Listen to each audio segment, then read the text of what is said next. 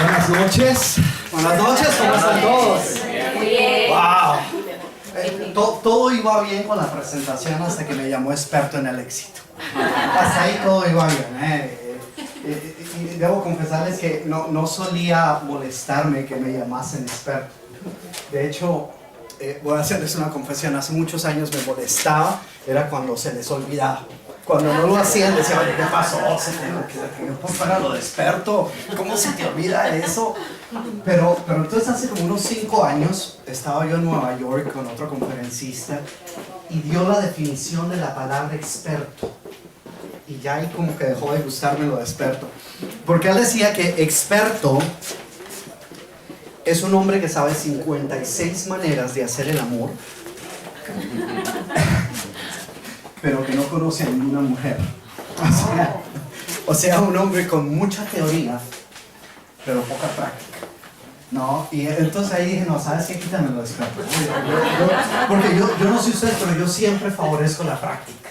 A mí me parece que la práctica es lo más importante, ¿no? En todo. Y lo curioso es que cuando hablamos del éxito, tienes cientos de teorías de cómo triunfar, ¿no? Y muchas veces es como difícil aterrizar esas teorías, es como difícil. Una de las preguntas que más me hacen muchos lectores, no a mis libros, porque en mis libros yo siempre me encargo de decir, ok, preguntas, aquí están, este es el primer paso, esto es lo próximo. Pero muchas personas que leen otros libros, algunos libros, no todos obviamente, me dicen, pues me encantó el libro, me pareció espectacular, pero la verdad no sé cómo aplicarlo a mi vida. ¿Cómo aterrizo estos conceptos? ¿Cómo los tomo y los aplico a mi vida? Así que pues a mí me gustan las cosas prácticas. Hoy vamos a hablar de cosas prácticas en estas 4 o 5 horas en que voy a hablarles. Son 3 horas más. No, vamos a... En realidad ya me quedan 10 minutos y ya... voy a compartir con ustedes cosas prácticas que podamos poner en acción.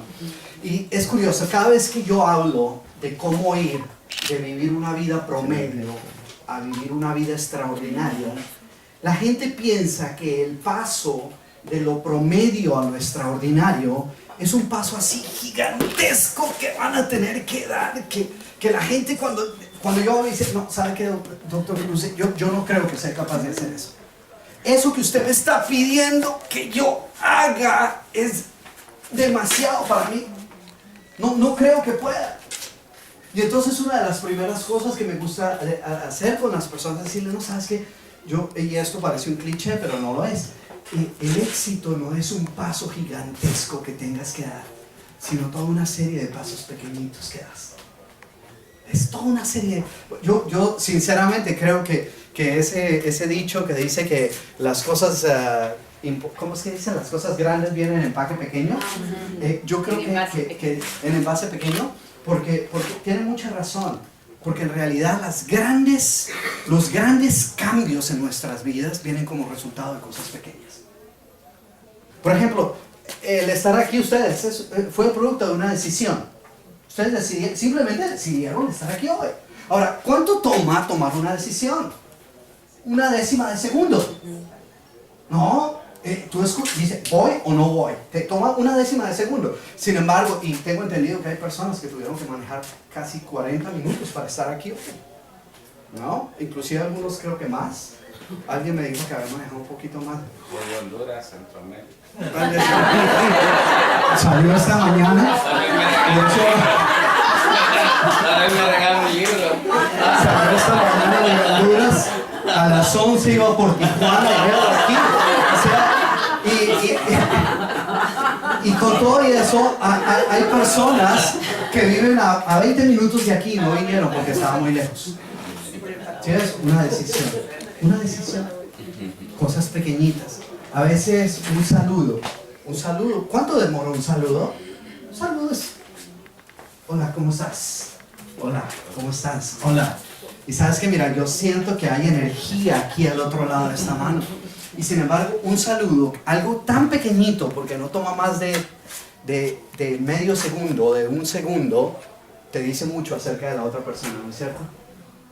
¿Ves? Las cosas pequeñas. Yo creo que por eso en nuestros países y en muchos de ustedes habrán escuchado ese dicho que dice que un saludo hace o deshace un negocio. O sea, un saludo te deja saber mucho acerca de la otra persona. Otra vez las cosas pequeñitas. Yo no tenía ni idea el cambio tan grande que puede hacer una sola palabrita. Hasta hace unos años que estuve con mi esposa, quien me está acompañando ya aquí allá, está mi esposa. Pero, por favor, no vayas a decir que estoy aquí. Estábamos en España dando un seminario para unas casi 30,000 personas.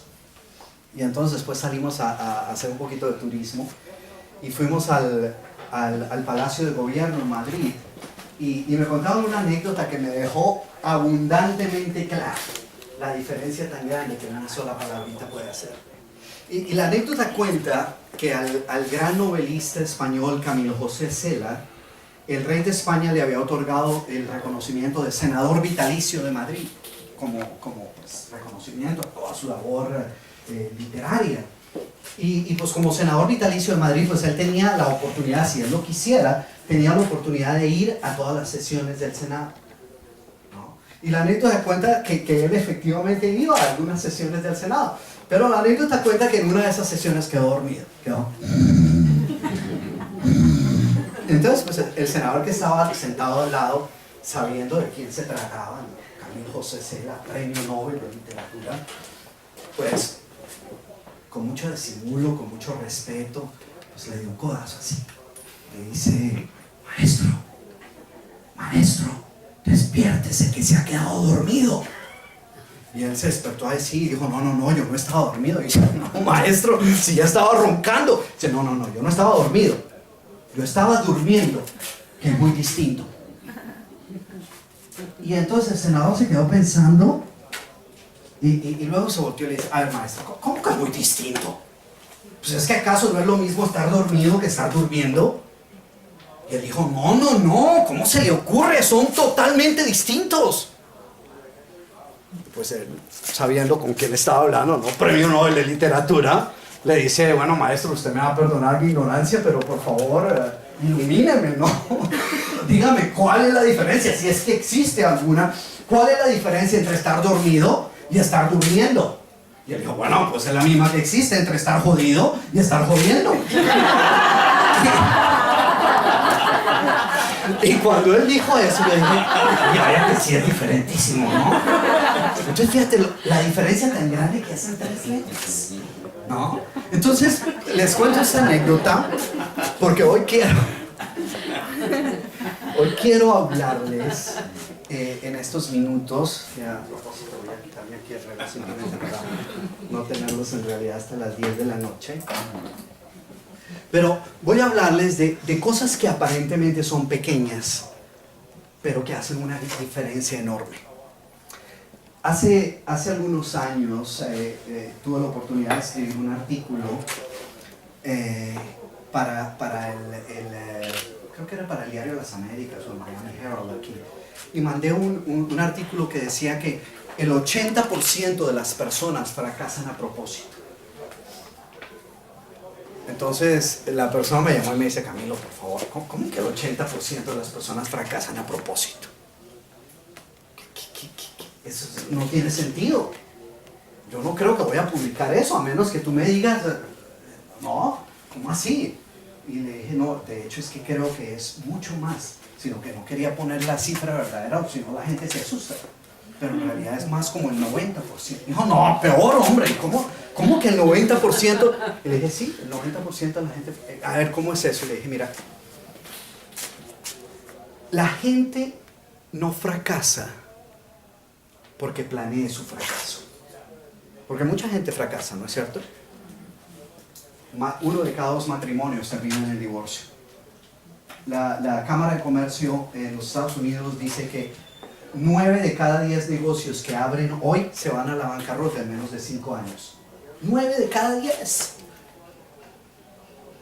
Más del 40% de los estudiantes que van a primer año de universidad no regresan al segundo año de universidad.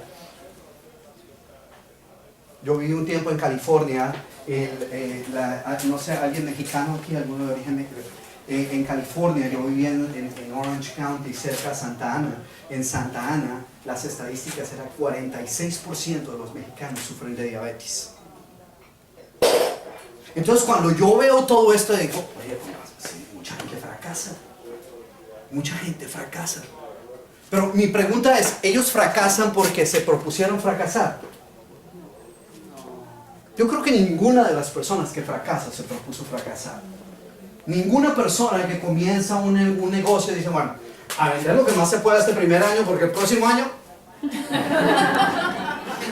Nadie. Todo el mundo, no, esto es para las generaciones por venir, esta es la herencia, o no. Yo no creo que nadie se casa y bueno, mi amor, en la noche de boda vamos a hacer de esta noche algo especial porque las posibilidades de que tú y yo estemos juntos dentro de 6 meses. Nadie planea así, ¿no es cierto? Pero sin embargo termina así.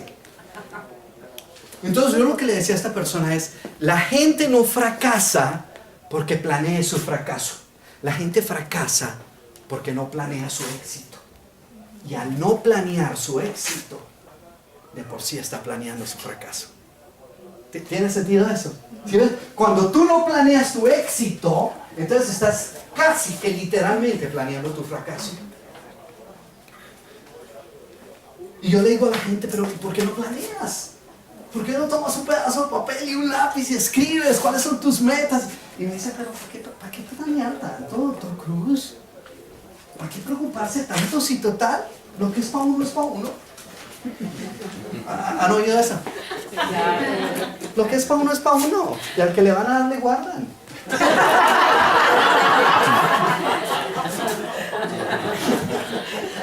No, yo no he oído ese.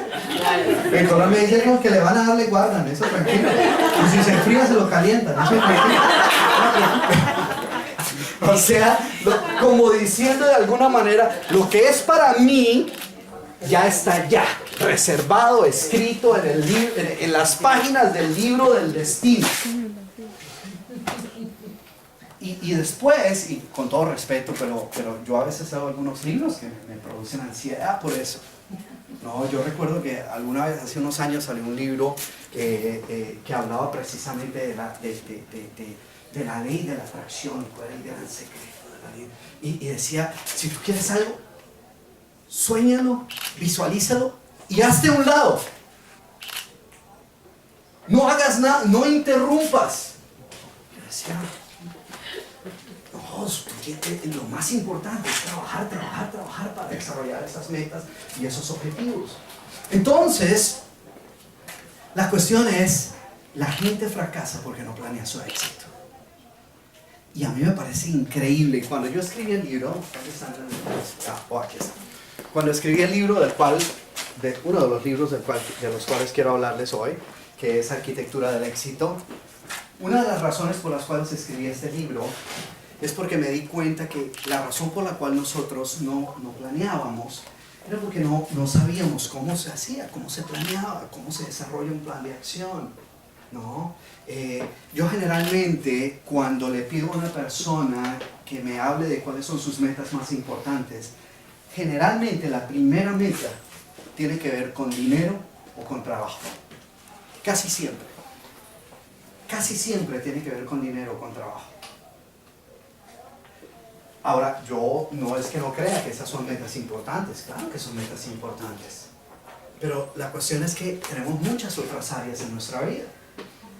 Entonces, lo que yo hice con este libro fue poner, tal vez novelar un poquito, una experiencia que yo tuve hace varios años que me invitó una multinacional a hacer, bueno, no era una multinacional, en realidad era una panregional, una empresa que tenía negocios en toda Latinoamérica, y me invitó a hacer un seminario que, pues, increíble, nunca hasta ese entonces había hecho ese seminario.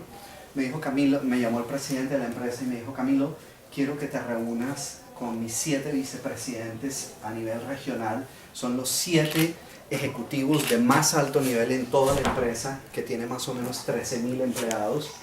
y yo quiero que hagamos un seminario, pero no quiero que hablamos de trabajo en equipo, ni de ventas, ni de mercados, ni de nada. Quiero que nos dediquemos a hablar exclusivamente de nuestra vida personal. De nuestra vida personal. Porque les estaba pasando algo a ellos muy parecido a unos seminarios que yo hice hace como unos 15 años, que me invitaron a AT&T en New Jersey a dar un seminario, y hablé con el presidente de ahí AT&T. Aquel complejo era impresionante. Llegué a un edificio donde iba a dictar el evento, y llego al edificio, y el edificio tenía 6 pisos de alto. Yo dije, esto es AT&T, esto no es la multinacional más grande con este edificio tan chiquito.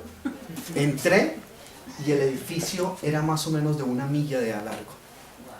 La gente se movía en carritos, era como entrar uno y era como si estuviera en una calle con carritos esos de golf, moviéndose para un lado y para otro, y cintas de... Bueno, impresionante. Y yo le dije, ¿de qué quieres que yo hable? Y me dijo, simplemente te voy a decir cuál es el problema que yo tengo.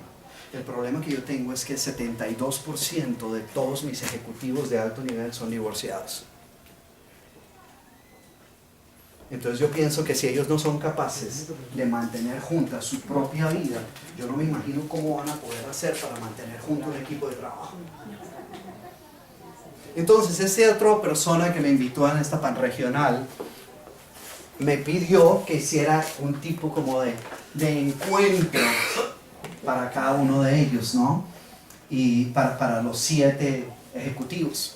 Entonces pues yo lo preparé y mandé algo que fuera como hablándoles en su propio idioma, y de ahí salió la idea para este libro. Porque entonces lo que, no sé, ¿alguien ya leyó o ha leído? Ok, bueno. Lo que el libro hace, lo que yo hice con ellos fue decirles, bueno, quiero que se imaginen que estamos en una junta directiva aquí. Y ustedes 7 son directores de esa junta directiva. Yo soy el presidente y tenemos aquí una mesa redonda y tenemos 3 personas a este lado, 3 personas aquí y una allá. Y yo soy el presidente, y lo que voy a hacer es que quiero sentar las metas para los próximos 20 años.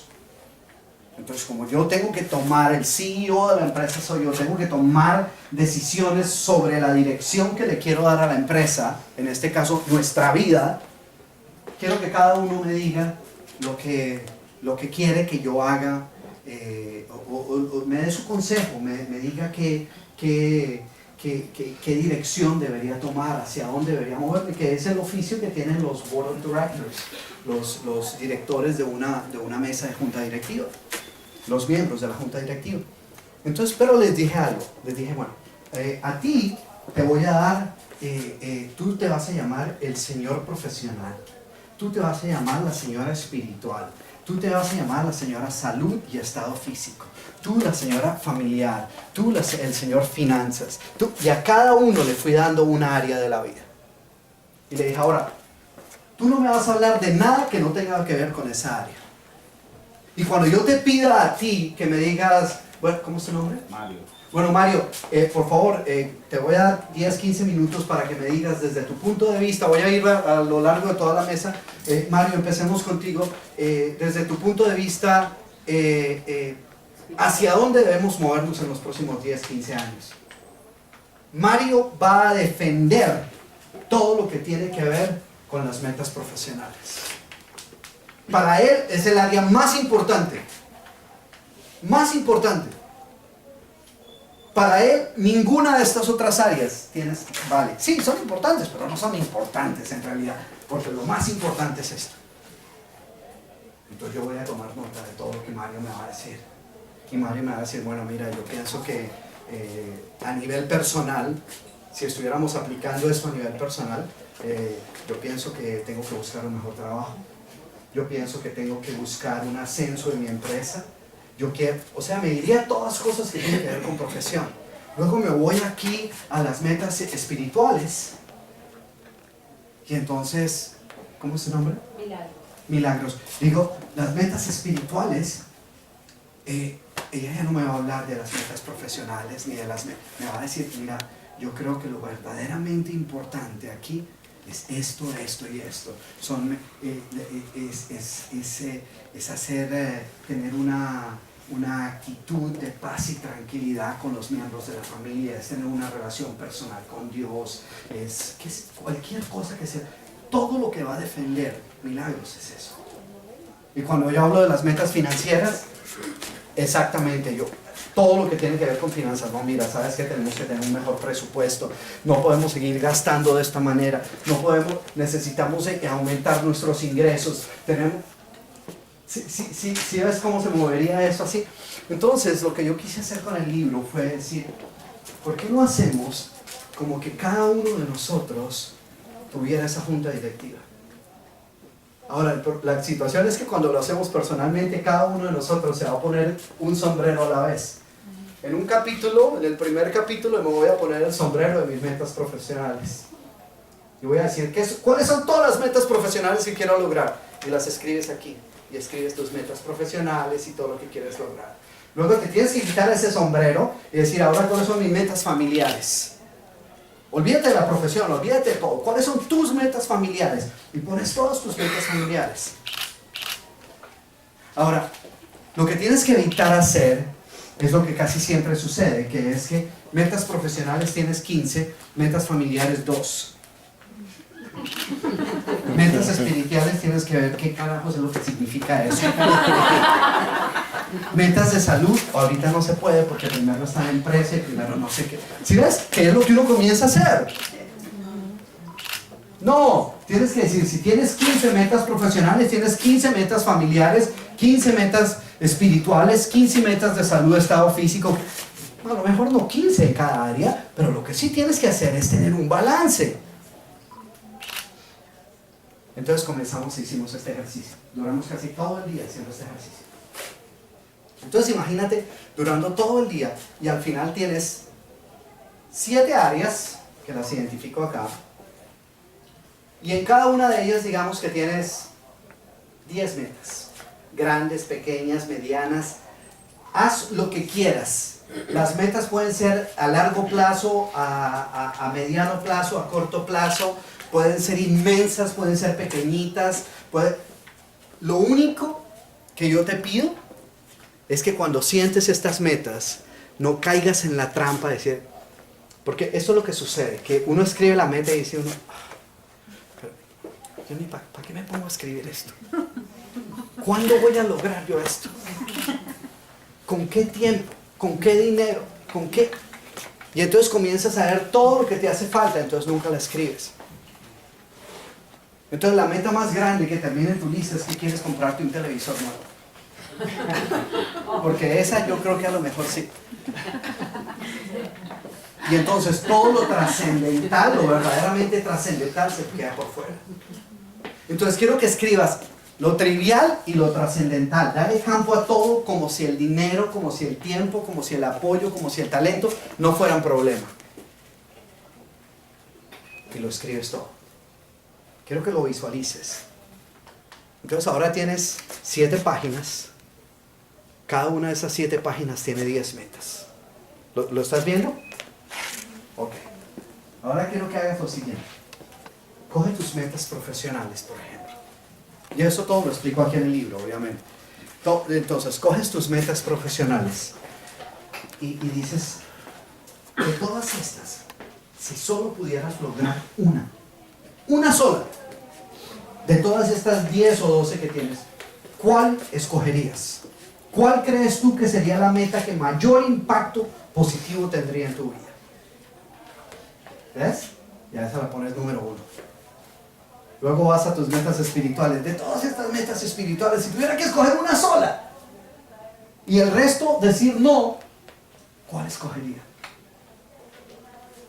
Familiares, de salud, de estado físico, financieras, intelectuales, de diversión, todo. Luego te vuelves otra vez a la página y dice, bueno, si tuvieras que escoger una más, echámosle otra más. ¿Cuál sería la número 2? Ya tengo una, pero si me dieran la oportunidad de una más, ¿cuál escogería? Y haces lo mismo con todas.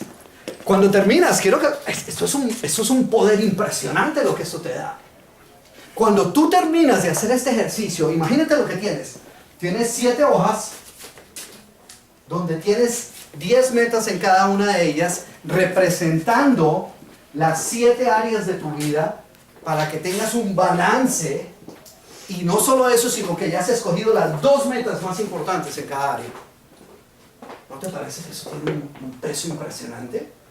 ¿Cuántas personas crees tú que van a trabajar con ese conocimiento de lo que quieren lograr?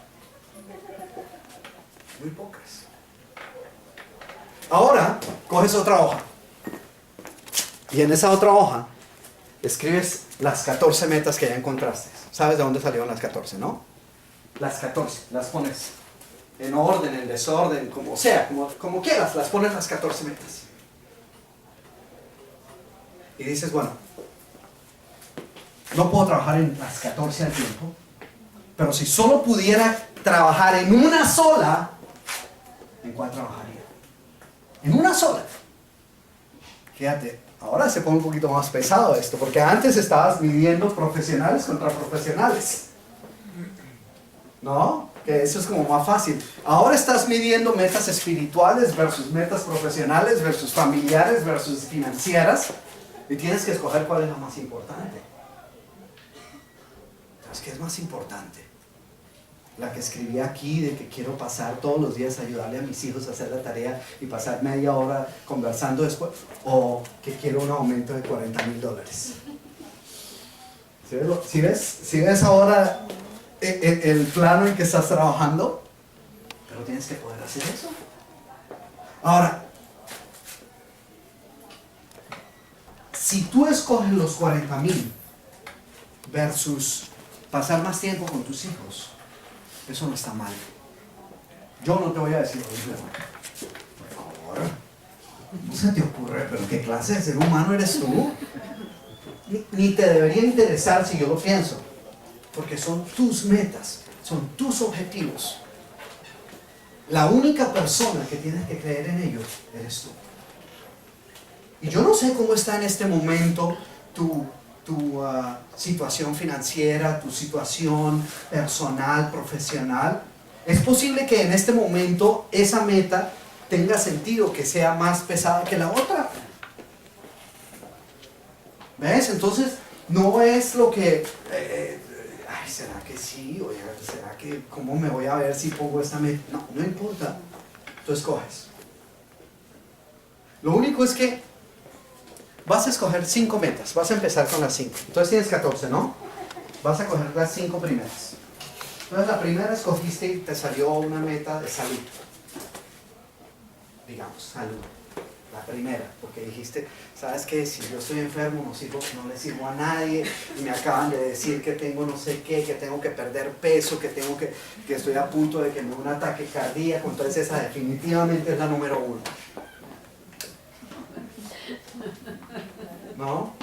No que ese sea tu caso, obviamente. No quiero, ya lo vi ahí todo. ¿Será que él sabe algo que yo no sé?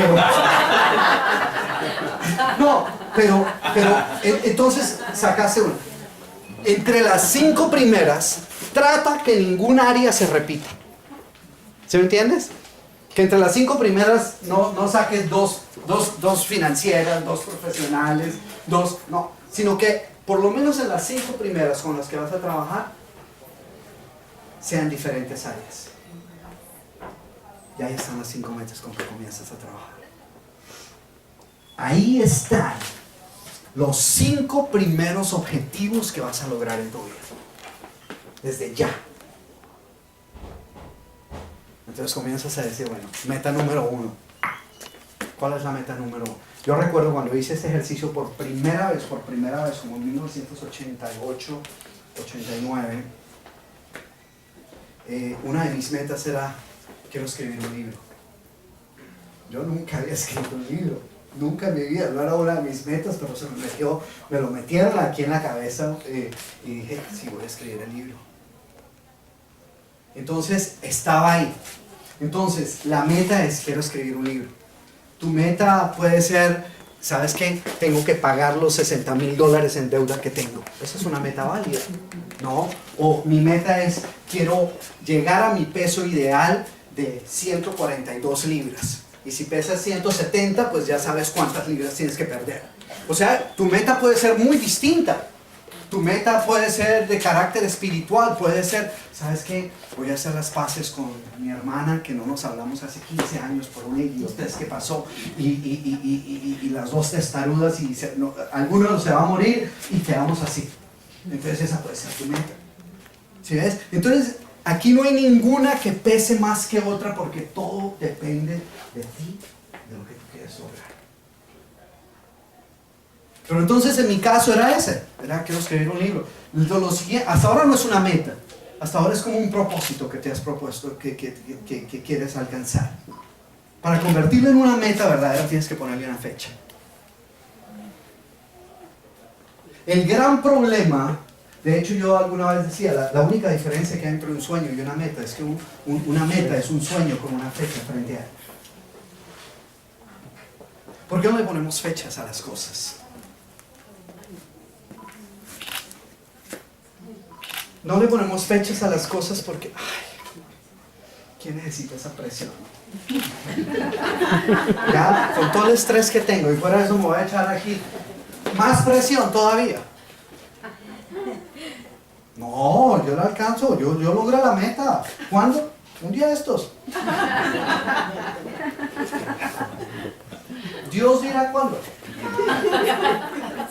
O sea, cuando sea el tiempo, las cosas se van a dar. Y nos quedamos ahí. ¿Tú te imaginas cuántos de ustedes tienen hijos? ¿Te imaginas tu hijo llegando y todo? ¿Y las tareas? ¿Cuándo vas a hacer las tareas? Un día de esto, ¿no? Claro, es para mañana. Entonces, nosotros tenemos que actuar con premura.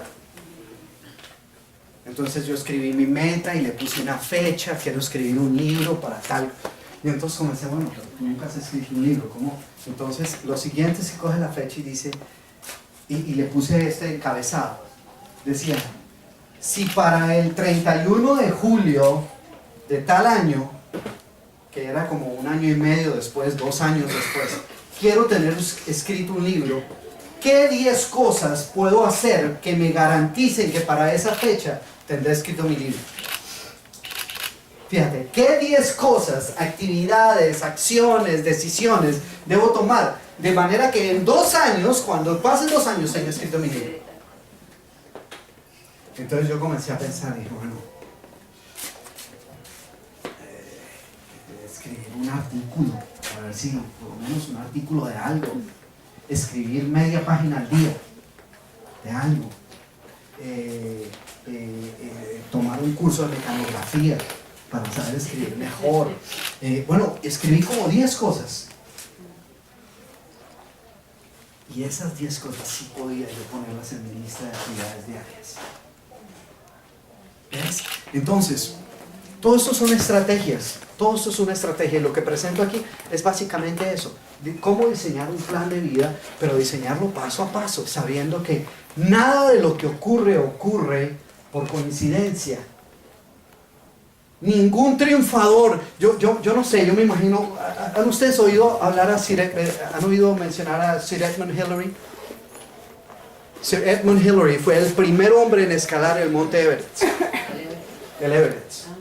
Sir Edmund Hillary, primer hombre. Ahora, yo me imagino a Sir Edmund Hillary allá en el monte Everest.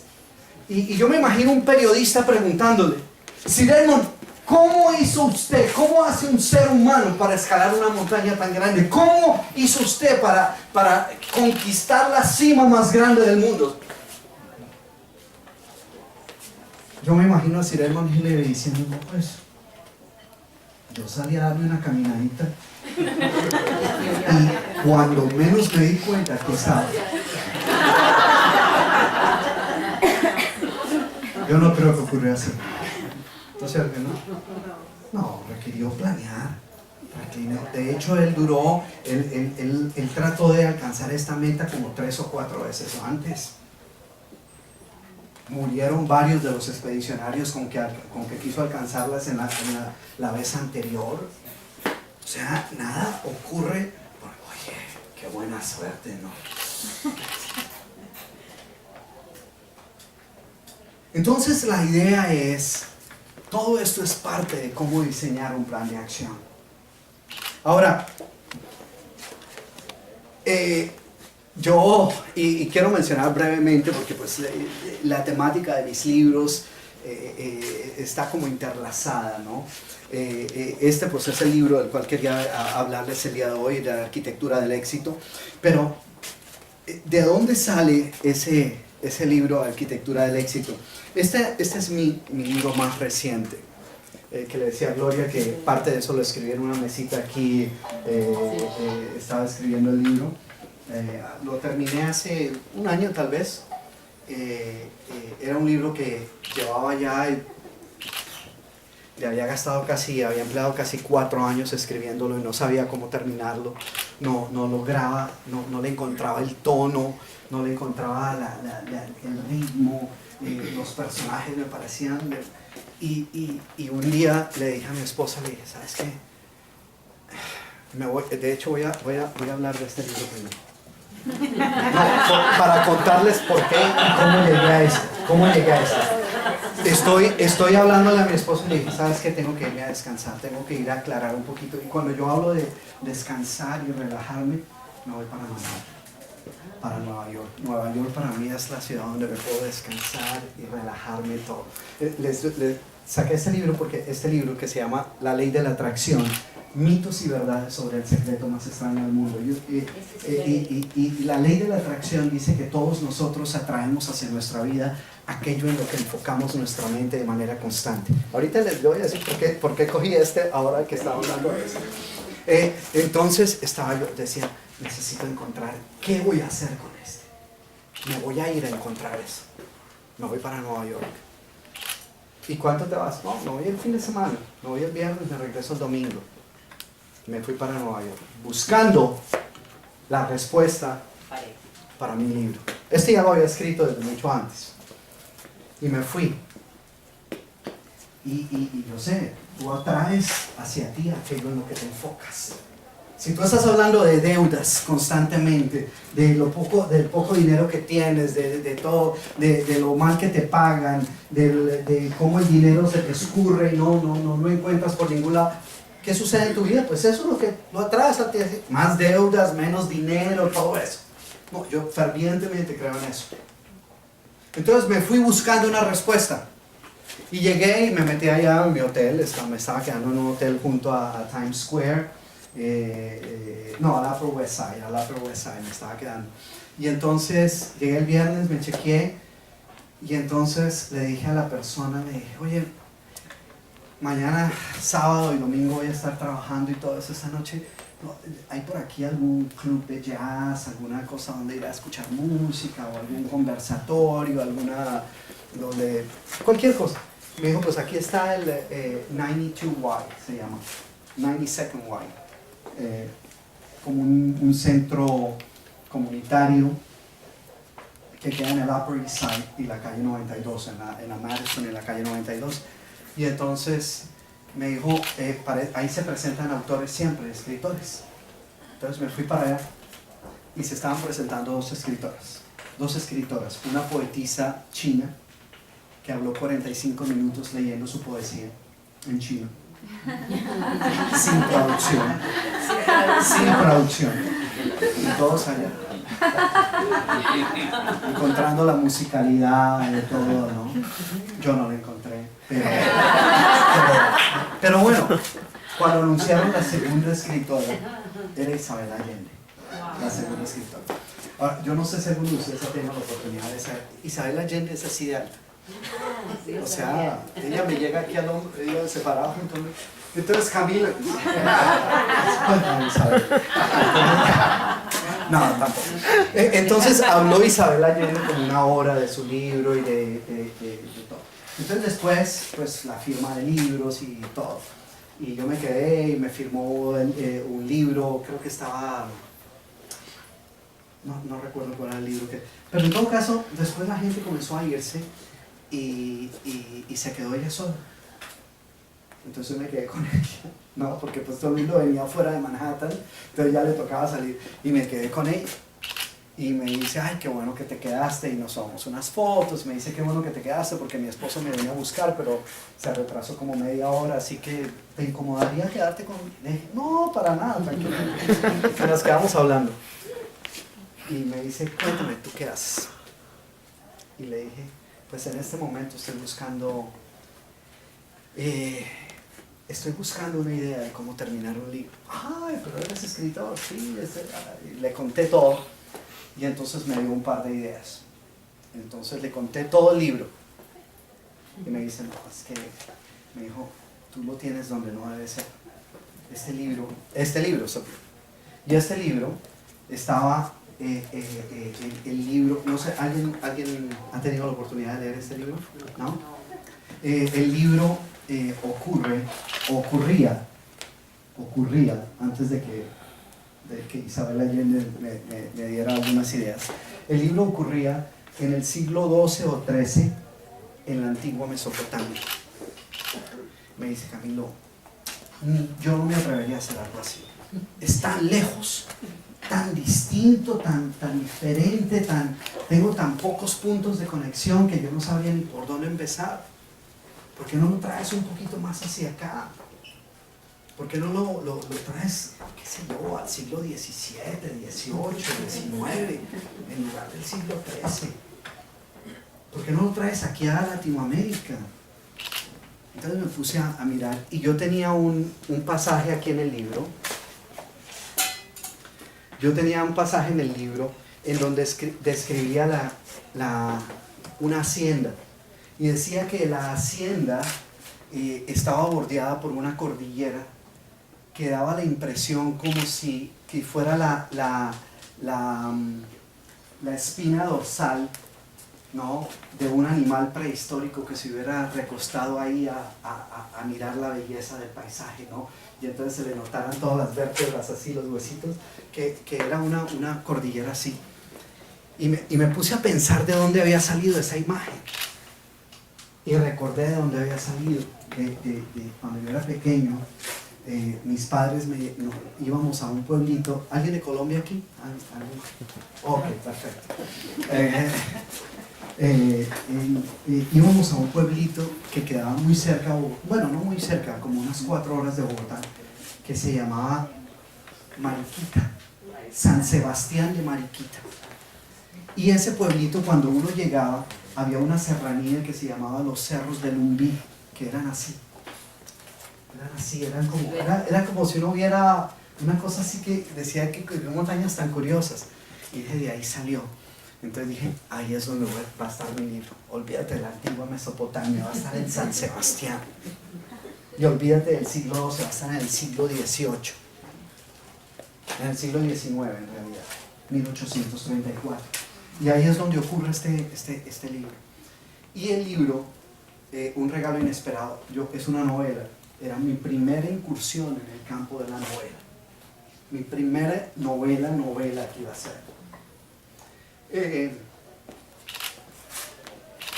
Recuerdo que en muchos de mis otros libros yo siempre citaba a Amado Nervo. No sé si ustedes están familiarizados con Amado Nervo.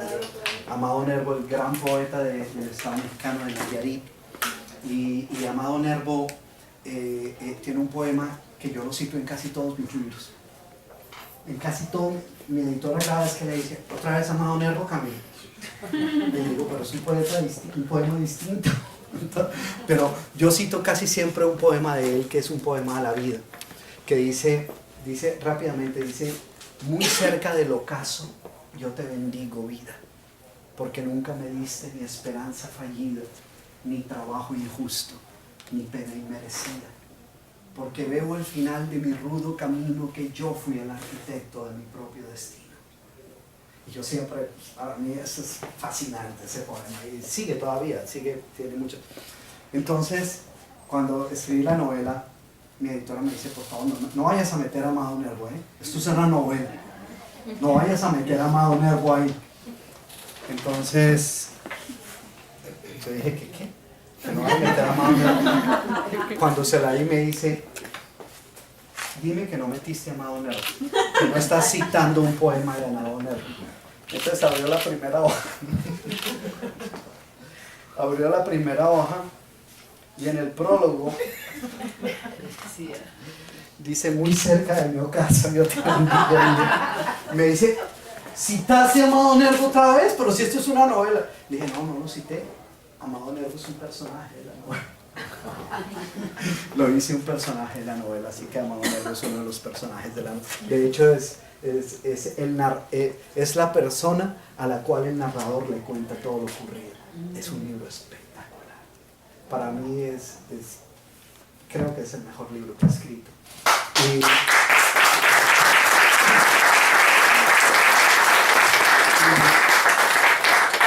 Y termina con las últimas, empieza con las primeras letras, las primeras líneas de ese poema. Y de hecho la última línea del libro es la última línea del poema. Y no va a dañar nada, pero se las voy a leer. Dice, la última línea de ese poema es: vida, nada me debes. Vida, estamos en paz. Y para mí es fascinante.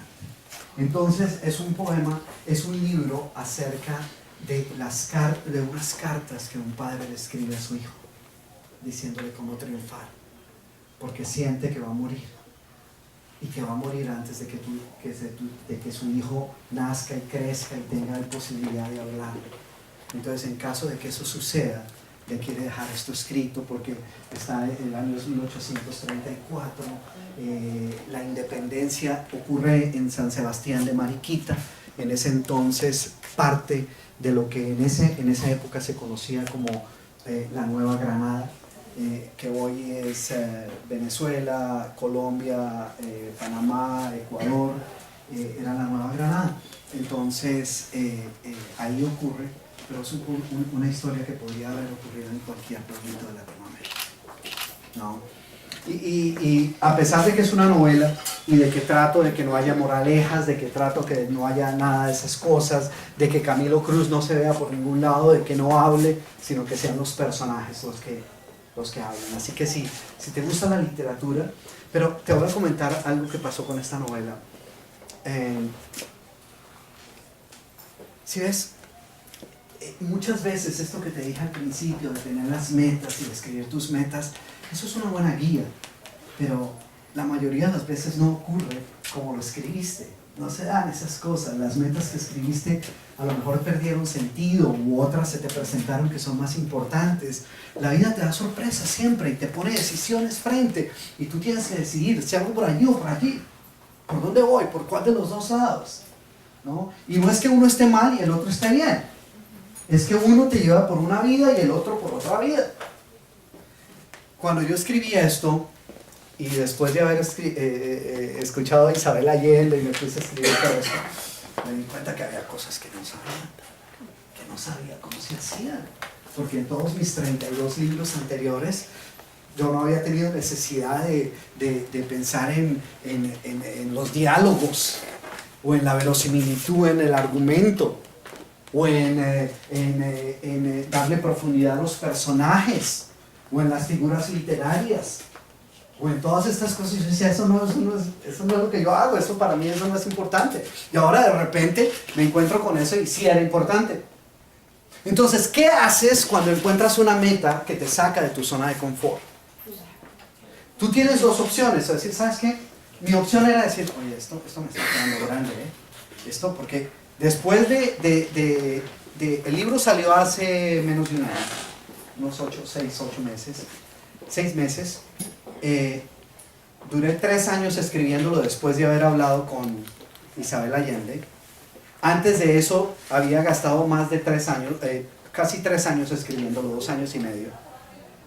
Y me tocó volverlo a empezar totalmente empezarlo. 3 años demoré escribiéndolo. Al final del segundo año y medio más o menos, a los 2 años y medio, en otras palabras, me di cuenta que había cosas que no sabía y que necesitaba aprender. Entonces dije, bueno, tengo 2 opciones. Decía, oye, ¿sabes qué? Mejor voy a reescribirlo como un libro de los que yo sé hacer. como otro libro como La Vaca o La Ley de la Atracción o La Arquitectura del Éxito. Esto de la novela está como fregado. O decir, bueno, pues si no sabes cómo hacerlo, aprende. Y eso fue lo que decidí hacer. Entonces hace 1 año y medio decidí, hablé con mi esposa y le dije, ¿sabes qué, mi amor? Yo creo que voy a tener que ir a aprender a escribir cómo se escribe novela para terminar el libro. Me dijo, ¿y eso qué quiere decir? No, voy a hacer una maestría en escrituras creativas. Ah, bueno, ¿y dónde la dictan? ¿Aquí en el FIU? Le dije, no, en la Universidad Nacional en Colombia.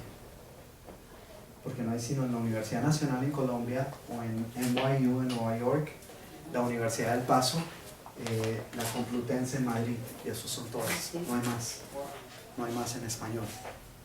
Ahora hay una en Buenos Aires, pero en ese entonces, hace 1 año, entonces me fui para Colombia hace 1 año y medio, y llevo 1 año y medio estudiando allá, en que vengo cada mes a visitar a mis hijos y a mi esposa. Y ya me queda un último semestre. Ahorita en 3 semanas me devuelvo a hacer mi último semestre. Fueron 2 años estudiando y terminé el libro. Después del primer año terminé el libro y ahorita estoy terminé un libro de cuentos, que son muy, no sé si aquí son cuentos muy al estilo Julio Cortázar, al estilo Manuel Puy, espectaculares me parece, pero muestran otro lado completamente distinto a lo que yo venía haciendo. Y yo espero que esos salgan al mercado por ahí a mediados del próximo año posiblemente. Los estaré sacando tal vez con Alfaguara o con Planeta. Pero, ¿por qué les estaba diciendo esto? Ah, porque fíjate que esto me sacó de esa zona de confort. La cuestión es que cuando tú no sales de tu zona de confort, entonces caes víctima de tus excusas, de tus vacas. Por eso no lo acababa. De tus vacas. Y la cuestión es que las vacas, para mí, cuando alguna vez alguien me decía, alguien de Argentina aquí, hace unos 10 años, más o menos 10 años, 11 años, estaba en Buenos Aires y estaba dando un seminario para 8,000 personas en el Luna Park en Buenos Aires. Y eran uruguayos, chilenos, argentinos. Y entonces hice una pregunta. Y, ¿sabes qué? En lugar de contarles la anécdota, les voy a hacer la pregunta. Quiero que todos me respondan. Lo primero que se les venga a la cabeza para que vean lo que sucedió. Entonces la pregunta fue esto. Te voy a hacer una pregunta. La respuesta es una sola palabra y quiero que la grites. Simplemente como para ver si hay un consenso de cuál es la palabra más común que se responde. ¿Ok? ¿Listos? Ok, grítala, tranquila. Ya ahorita casi no hay nadie. Entonces, aquí va la pregunta. ¿Listos? ¿Qué es lo opuesto al éxito? ¡Fracaso! ¡Fracaso! Entonces quiero que te imagines 8,000 personas. ¡Fracaso! Y yo pensé, ¿de verdad el fracaso es lo opuesto al éxito? O sea, ¿el fracaso es el enemigo? ¿Al fracaso es a lo que hay que huirle? Ahora, en mi trabajo yo sabía que el fracaso no es el enemigo. Había entrevistado a demasiadas personas, líderes, dueños de empresas, líderes espirituales, políticos, empresariales, para saber que no solo el fracaso no es el enemigo, sino que muchas veces el fracaso es un gran maestro. Pero para todos nosotros, casi siempre crecemos creyendo que el fracaso es el enemigo. A nosotros que tú nunca, y creciendo, los segundos lugares no valen. Uno siempre es primero. Si hay posibilidades de que fracase, ni lo intente. Mejor no lo intente. Si fracasa, asegúrese de borrar cualquier huella de que tan siquiera trató. O sea, le tenemos un pavor al fracaso. Y lo que yo entendí, la razón por la cual escribí este libro, es porque entendí que el fracaso no es el enemigo como muchas personas piensan. sino que el verdadero enemigo del éxito es el conformismo y la mediocridad. Esos son los enemigos del éxito, el conformismo y la mediocridad. Esa idea de que, bueno, pues, yo no soy tan mal, ¿Han oído personas así? No, hombre, pues no me puedo quejar. No me puedo quejar, no estoy tan mal. Hay otros peor que yo. Hay otros que están en peores circunstancias. Ellos sí están mal. No. Entonces se nos mete la idea de que, oye, yo no estoy tan mal. Entonces la vaca, acá, ¿alguno ya leyó el libro de la vaca? No. Si tú no has leído el libro de la vaca, es una metáfora espectacular acerca de todas las excusas que nos impiden triunfar. Y rápidamente les voy a hacer la historia para que no lo haya leído. La historia de la vaca es la historia de una familia que era muy pobre. Pobre, re pobre. Pero curiosamente, a pesar de la pobreza en que vivían, eran dueños de una vaca. No, tenían una vaquita. La vaquita no era mayor cosa, pero bueno, era algo. Les daba dos cosas importantes. A pesar de que eran pobres y vivían en la miseria total, les daba dos cosas. Número uno, les daba la leche, que era el único alimento de algún valor nutricional que tenían. Pero les daba algo más importante todavía que la leche. ¿Sabes qué les daba? Les daba la sensación de que por lo menos no estaban en la miseria total. ¿Sí me entiendes? O sea, ellos pensaban, bueno, somos pobres, pero no somos los más pobres. Porque por lo menos tenemos vaca. Ya otros quisieran tener la vaca que nosotros tenemos. Y cuando medio se quejaban de la vida, no faltaba quien le dijera, oye, no te quejes, no seas malagradecida. Tú tienes tu vaca. Mira, ¿cuántos quisieran tener tu vaquita, Da gracias que por lo menos tienes tu vaca. Entonces vivían en una zona de confort porque la vaca les hacía pensar, oye, no estamos tan mal en realidad. A pesar de que vivían en la miseria, en la pobreza total. Un día sucedió lo inimaginable. Alguien les mató la vaca. Esa fue la misma cara que yo puse. Y eso que yo estaba escribiendo el libro, o sea que yo sabía que para allá iba la cosa. Pero inclusive a mí me sorprendió. No, es una de esas vainas que me provoca de volverse a decir, ahorita cambiemos, imagínate. Pero solo lo voy a enfermar, dice. No, tocaba matar. Pero lo más curioso es que cuando sucedió el vaquicidio, lo primero que yo pensé fue, si con vaca eran pobres, imagínense qué va a suceder ahora. Se van a ir a la miseria total. Pero ¿sabes qué? Sucedió todo lo contrario. Que es lo que casi siempre sucede. Cuando ya no pudieron contar con su vaca y les tocó salir a buscar preciar qué hacemos con la vida porque ya no había vaca, entonces comenzaron a encontrar y a buscar, y en ese buscar no solo se dieron cuenta de talentos que ellos tenían que no los habían visto antes, sino se dieron cuenta de oportunidades que había a su alrededor que tampoco las habían visto antes. Y poco a poco comenzaron a vestirse mejor, construyeron una mejor casa y salieron de esa miseria en que vivían. Ahora, la gran pregunta es, ¿ustedes creen que hubieran podido salir de esa miseria si todavía tuvieran su vaca? El conformismo no les había dejado ver nada. ¿Sí ves? La vaca que ellos creían que era su posesión más valiosa había sido verdaderamente una cadena que los había mantenido atados a una vida de mediocridad. Y la moraleja de esta historia es que todos tenemos vacas. De aquí ninguno se salva, Todos tenemos vacas. La cuestión es que las vacas que nosotros tenemos no son de las que dan leche o hacen mu. ¿Tú sabes cuáles son nuestras vacas? Nuestras excusas, nuestros pretextos, nuestras justificaciones. Todas esas mentiras que uno se dice para justificar su mediocridad. Esas mentiritas que no lo dejan salir adelante aún. Esas son nuestras vacas. Las que nos quieren convencer de que, oye, no, tú no estás mal. Tú no estás mal, tú no eres gorda, tú simplemente eres de contextura gruesa.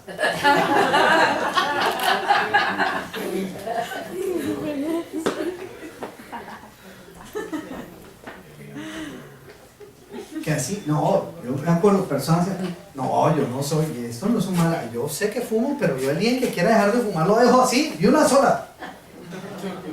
No, que no he querido dejarlo todavía, pero el día que yo quiera lo dejo tranquilo. Y entonces nos decimos cosas así.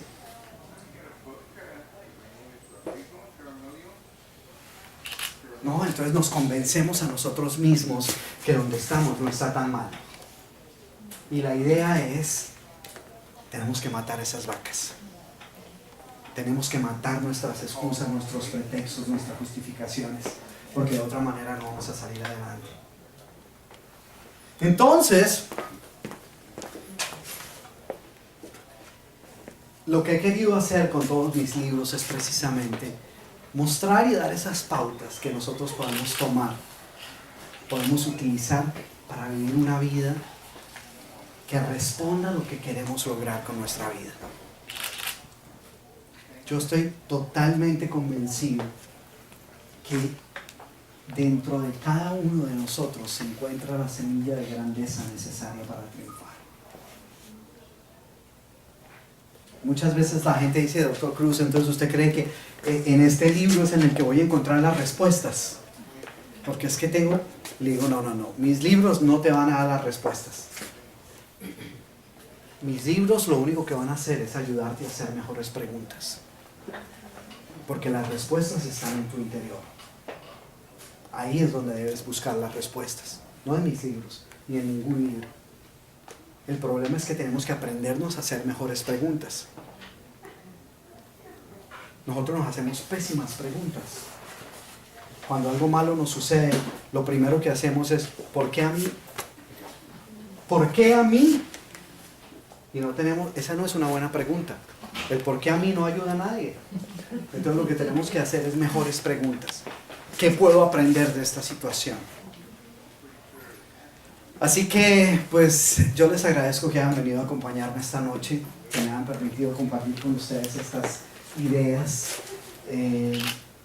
Yo estoy totalmente convencido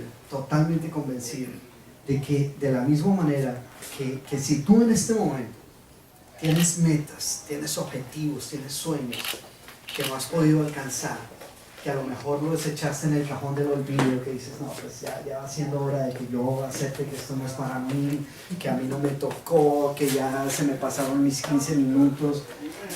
Yo estoy totalmente convencido de que si tú verdaderamente quieres retomar esos sueños, puedes hacerlo realidad. Puedes hacerlo realidad. Lo único es que pues tenemos que dar esos primeros pasos. Y yo espero que mis libros pues los acompañen a ustedes en algunos de esos pasos, que les den algunas pautas y algunas ideas de lo que podemos hacer para triunfar, para salir adelante y para alcanzar nuestras metas. Muchas gracias y bueno, como siempre, pues nos vemos en la cumbre del éxito. Y ahorita pues voy a firmar algunos de sus libros.